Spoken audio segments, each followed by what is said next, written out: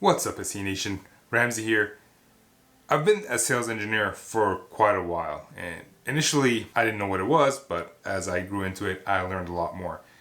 And now I hear a lot of myths and lies about sales engineering and what a sales engineer should be like, could be like, and all that. So I wanted to cover 10 of those myths throughout this video.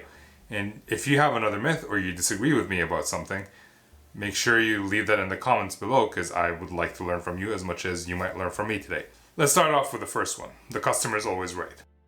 Customers know their business. They know it better than we can. We, on the other hand, know what our products do, know what problems our products solve. And if we're brand new SEs or we're aspiring SEs, we have colleagues within our organization who have experience and know what problems our products solve, and they can help us figure that out, navigate those waters. The customer is not always right because they might be in their own bubble. And if they're always right, then why do we even need SEs? They just pick whatever they want. They go online. And there are a lot of companies right now that customers can just go buy online and move on with their lives. They don't need to work with sales engineers. But when it comes to complicated software that can do more than one thing, sales engineers are supposed to be there to consult and to help them make decisions. And in some cases, we're there to let them know that they're wrong. They don't know how to solve that specific problem. They might think they know, but they don't. So it's part of our responsibility to work that, to build that relationship, to build that trust with the customer so that they can trust us when we tell them, you're wrong. I mean, we're not throwing them in their faces and trying to make them feel stupid. I have an entire video about the mistakes that SEs do, but we are there to consult. And it's in our best interest that the customer uses our product properly, so that they don't come back and yell at us after they buy that we sold them the wrong product. Line number 2, you have to be an extrovert. I am personally an introvert, or an ambivert, some people would say. But I get my energy from being on my own. I like working with products. I find it easier than working with other humans. A lot of SEs that I work with are in the same boat. A lot of SEs are on the other end of the spectrum. They're extroverts, and they enjoy being with people. They enjoy the customer interactions. And you can still be an introvert and enjoy the customer interactions. It's just, it's how easy it comes naturally to you in the end. Extroverts and introverts both have their own strengths. For example, it's easier for extroverts to go and meet people and build relationships. It's easier for introverts to be reflective and actually listen to the customers and listen to their problems. It's on each of us to actually go out and gain the strength that helps us become a complete sales engineer. And I might be generalizing by saying it's easy to do this for that person, it's easy to do that for that person. But in the end, there is no one size fits all. It's not an extrovert or an introvert who makes a better SE. It's sometimes, in most cases, the person who works hardest at it and works to improve at, whether it's to their strengths, to bring up their strengths so that they're experts, or to bring up their weaknesses so that they're not being pulled down by those weaknesses. For example, there is a base layer of skills that I talked about earlier. We have to be able to build relationships. It doesn't matter if you're an extrovert or an introvert. You have to be able to do that truthfully and gain trust. So it doesn't matter if you're an extrovert or an introvert or anywhere in between, you can still be a sales engineer. Line number 3, you have to know how to code or know everything about the product. And I'm in an industry that I don't do coding. Even if I knew how to do coding, which I've done in the past, my employers wouldn't want me to go in and change something in the code that makes their equipment work differently. So I don't need to know how to code. A lot of other SaaS companies don't need the sales engineers to know how to code. There is some technology knowledge, or a lot of technology knowledge that we need to know, whether it's in SaaS, security, networking, IT.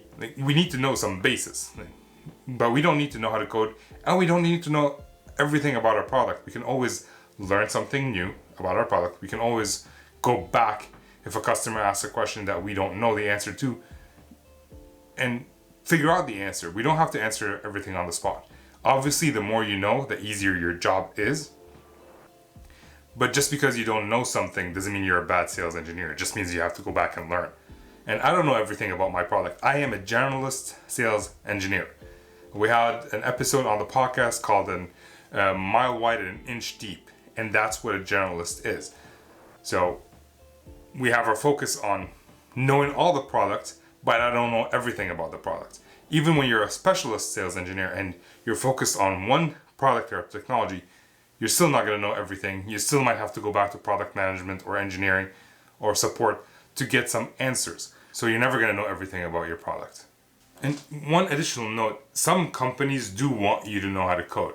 And if you're a brand new SE or you're an SE looking to change jobs and that is not what you want to do, then you might want to filter those companies out. Figure out who those companies are and try not to apply to these companies. And you can learn about that by talking to SEs in that company. The fourth lie about sales engineering is you work for your salesperson. This could not be further from the truth. Some salespeople see it that way. And some companies actually do that, and you should really try to avoid companies like that, because unless you're okay being a support engineer, at that point you'll be focused on helping the salesperson do the quickest transactions and instead of focusing on the strategy of sales engineering for the future. We are partners for the salespeople. We're not their employee. Our job isn't to answer to their whims. Our job is to guide them as much as we guide our customers. If the salesperson is asking you to do a task that is not revenue related, it is up to you and hopefully your organizational structure to say, this is not what I do. I could be using my time to do something so much better. Granted, if you don't have anything else to do that's so much better, that means you're either not being proactive enough or you have time to go and help that salesperson with whatever they need. The more you add value to your salesperson, the more they see you as a partner. If a salesperson just tells you to go do this, do that demo, support this customer, and you just go and do all that without any consulting with the salesperson, you're a gopher at that point. But if they're asking you to go support that person, support a customer, or do a demo, and you're asking questions and helping guide the salesperson to make a better decision, maybe a demo isn't right at this point. The deal isn't even qualified. Why should I be going to do a demo? Then you're adding value. At which point they will see you as an equal, not an employee. And if you do that, and if you show them that what you're doing is improving the close rate or the dollar size of the deal, you're winning their trust. And now you can pretty much do no wrong. They will let you do whatever it is that you need to do to be happy at your job. Number 5, you have to have an engineering degree. And this is controversial. If you're a sales engineer and there's engineer in the title, legally speaking in some countries, and I'm not a lawyer, I don't even play one on TV, you kind of have to have an engineering degree. And I think in Europe, at least in Canada, you have to be part of a professional organization to be considered a professional engineer. But there are ways around it. You can become a sales consultant, solution advocate. There are a million titles that the organization can come up with to cover your basis as a sales engineer. You're still doing the sales engineering part. And a lot of successful sales engineers don't come from an engineering background. They come from a customer background. If you're a SaaS company selling to hotel chains, if you've worked at a hotel and you were the targeted customer for those companies, you would make a great sales engineer potentially, because you've been a customer, you know what it's like to be a customer, you know what customers want, you know the product because you used it, and now you can help sell it. So you don't have to be an engineer. Number 6, your job is only to answer technical questions. Your job is so much more. Answering technical questions is a part of the job. When we talk to customers, they're gonna have questions. Who's gonna answer them? Definitely not the salesperson. So it's on us to answer these technical questions. But our job is so much beyond that. We have to do a proper discovery in many cases. Some companies don't need the SEs to do that, but a lot of companies do. And when you're doing a discovery, you have to actually understand the business problem so you can offer a solution. We have to do presentations, we have to do demos, and all these are selling motions. So it's not a presentation for the sake of presentation, like, oh, look at this is a router, or look at this is a car. The whole point of doing a presentation is to tell them what our product, our solution does for them, how it solves their problem. So there's a lot more to it than just answering technical questions. If you're curious about the skills that SEs should have, and as proof that we do more than just answer technical questions, check out the sales skills videos that I've done in the last couple of weeks. Seventh lie is your mentor will tell you everything you need to know. My mentor left after 2 months. I don't take credit for that. Mentoring is also a small part of sales engineering or any other role in IT or anywhere else in the world. The problem I see with mentoring by that definition is that it's not really the main job of the person doing the mentoring, whatever the industry. As sales engineers, our job is to help customers, is to work with customers, to do demos, discoveries, proof of concepts, and help close deals. So when someone says, all right, now Ramsey, you're mentoring this new person, that means this person, as much as I would love to help them, are taking time away from me supporting my customers. And sure, they can shadow and they can ask their questions, but mentors are just one resource that have their own way of doing things. That being said, if their way of doing things is incorrect, the mentee is learning all the incorrect stuff. So if you're a mentee, don't limit yourself to one mentor, whoever the company assigns to you. Find other mentors around you. I like coaching. I actually enjoy coaching. I do it for a lot of my clients. And because I enjoy it, I put a lot of effort into it. Some sales engineers don't enjoy that part of their job. They don't put a lot of effort into it and it becomes an afterthought. My mentor said, hey, if you have any questions, come and ask me. I had 1 billion of them. And I wasn't going to ask them 1 billion questions because it's just too many questions. So what did I do? I had to go ask 1 billion SEs, one question each. But if you have a coach, an external mentor, someone who enjoys doing it. Mark Green, he mentors people. And if you don't know who Mark Green is, check out the link below in the description. He mentors people. Aileen McNabb is a coach who coaches SEs. If you don't want to get a coach, listen to the podcast.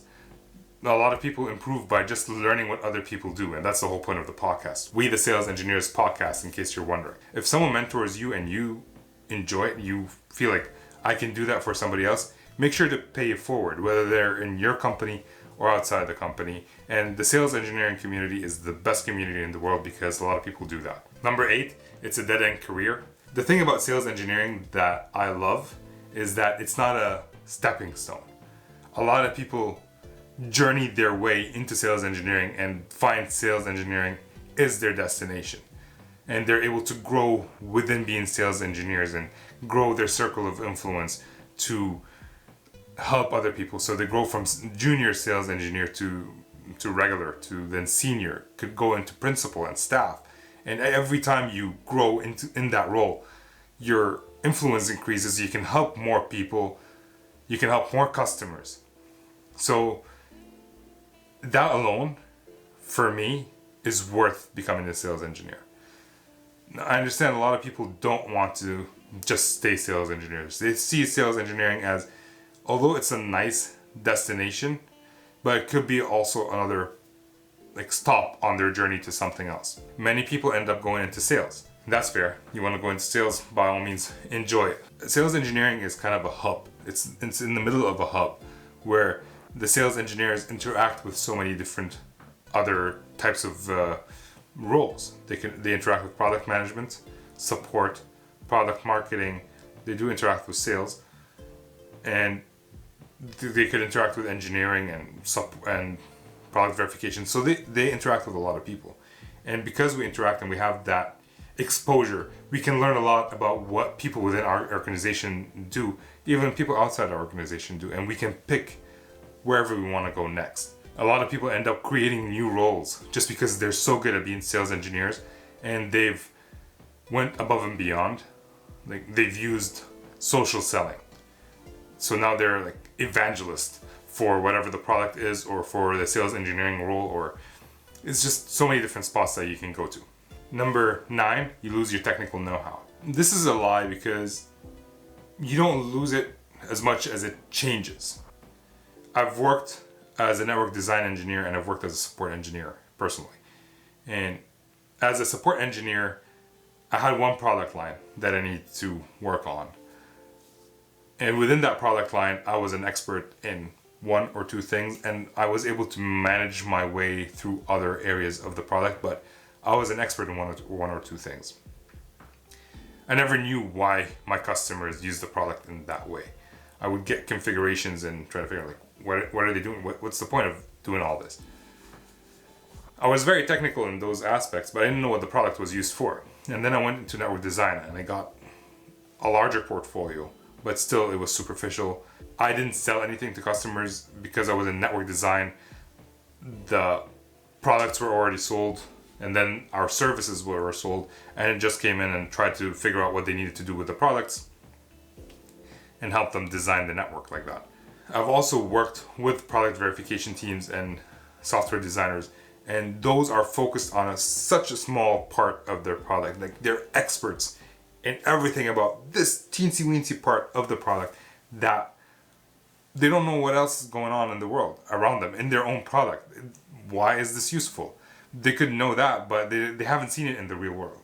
As a sales engineer, you see everything in the real world. You see how customers actually use your products, why they're using it in that way. You get asked those questions. So as a sales engineer, your view grows and you see real world applications of your product versus just a small fraction of it. And last one, and this one pissed me off when I saw it.